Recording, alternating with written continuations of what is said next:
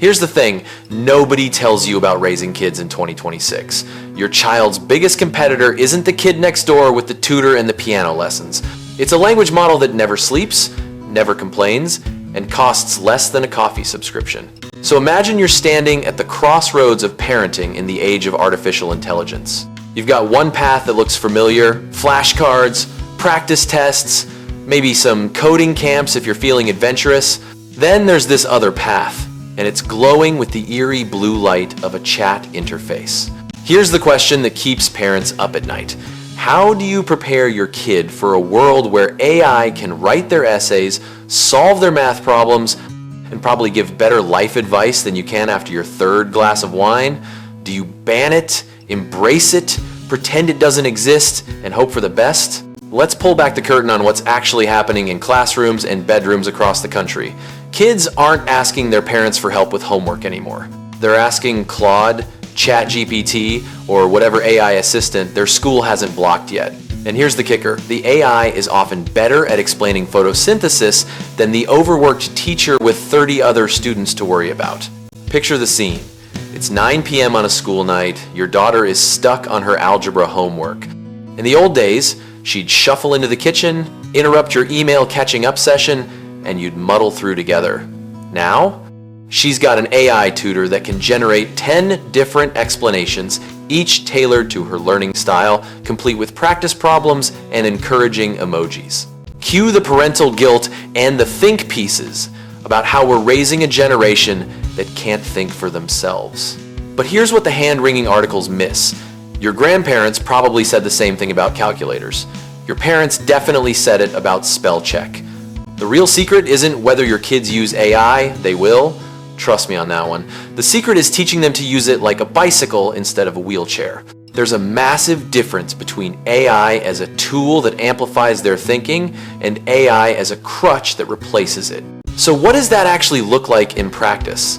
It means sitting down with your 10-year-old and showing them how to ask better questions. It means teaching them that do my homework is the intellectual equivalent of ordering fast food, while explain this concept 3 different ways so I can find what clicks is a gourmet meal they're cooking themselves. Here's the uncomfortable truth that nobody puts in the parenting books yet.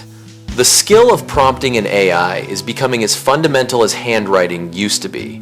Maybe more so. Your kid needs to learn how to collaborate with artificial intelligence the same way you learned to collaborate with a library. Think about the mechanics behind this shift.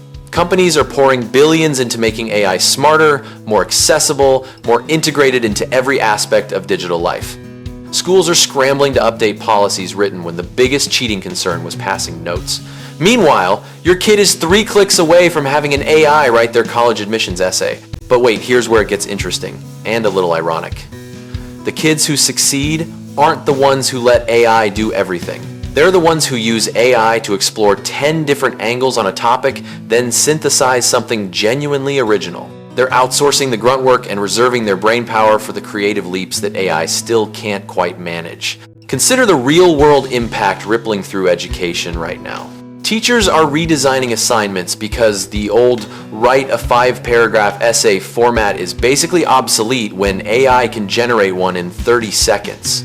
Smart educators are pivoting to projects that require critical thinking, creativity, and collaboration, the stuff that's uniquely human, at least for now. You're probably wondering where the line is between helping and cheating. Welcome to the muddiest ethical territory since copy-paste became a thing. Some parents are treating AI like a dirty secret. Others are hiring tutors to teach their kids prompt engineering. The kids, meanwhile, are figuring it out themselves on Discord servers and TikTok tutorials. Here's the dramatic tension nobody expected.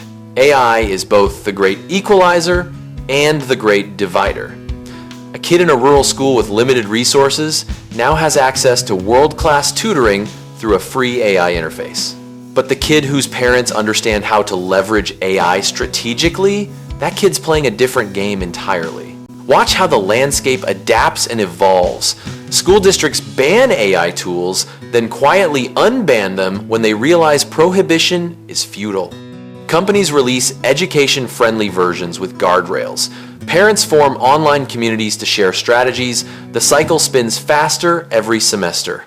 And here's what persists beneath all the changes and updates. The fundamental truth that parenting has always been about preparing kids for a world you don't fully understand. Your parents didn't get social media, you don't fully get AI, your kids won't fully get whatever comes next.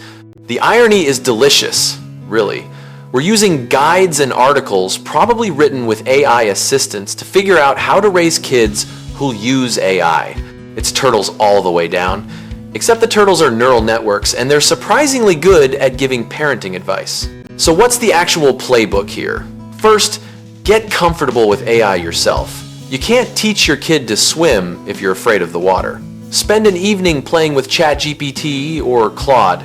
Ask it stupid questions. See where it fails.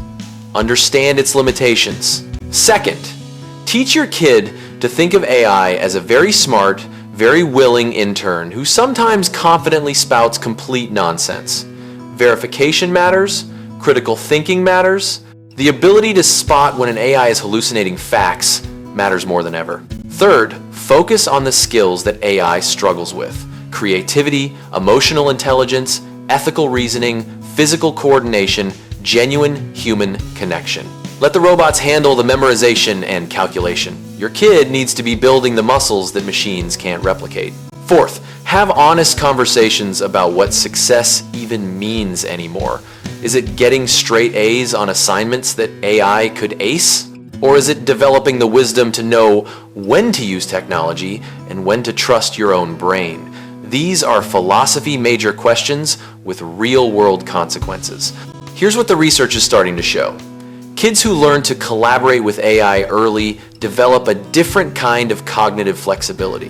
They're less intimidated by complexity because they have a thinking partner. But they also need to learn when to dismiss that partner's suggestions and trust their own instincts. The stakes are legitimately high, and not in the pearl-clutching way that every generation claims. Your child is entering a job market where AI literacy might matter more than traditional literacy, where the ability to leverage artificial intelligence could mean the difference between thriving and obsolescence. But here's the twist that should give you hope. Humans are ridiculously adaptable. We've survived every technological revolution by figuring out how to make the new tools work for us. Your kid has that same evolutionary advantage. Plus, they're growing up with this stuff as their normal. Think about what hasn't changed despite all the promises and panic. Kids still need encouragement. They still need someone to believe in them when they don't believe in themselves. They still need boundaries, structure, and the occasional reality check. AI can't replace that, at least not yet. Probably not ever. The present-day reality is both mundane and profound. Across millions of households, parents are navigating this exact dilemma right now. Some are getting it right, many are getting it wrong. Most are stumbling through with a mix of intuition, internet research, and crossed fingers. Notice the contradiction at the heart of all this. We're terrified that AI will make our kids lazy and dependent while simultaneously using AI to research how to prevent exactly that outcome. We're creatures of irony, fumbling toward wisdom in real time. Here's your striking takeaway. The parents who succeed in the AI age won't be the ones who have all the answers. They'll be the ones who teach their kids to ask better questions, to stay curious, to treat intelligence, artificial or otherwise, as a tool, not a master. That's the game behind the apps and the algorithms and the anxiety. But just wait until quantum computing becomes accessible or brain-computer interfaces go mainstream. Then we'll really have something to worry about. Until then, maybe just sit down with your kid and explore this brave new world together. You might both learn something.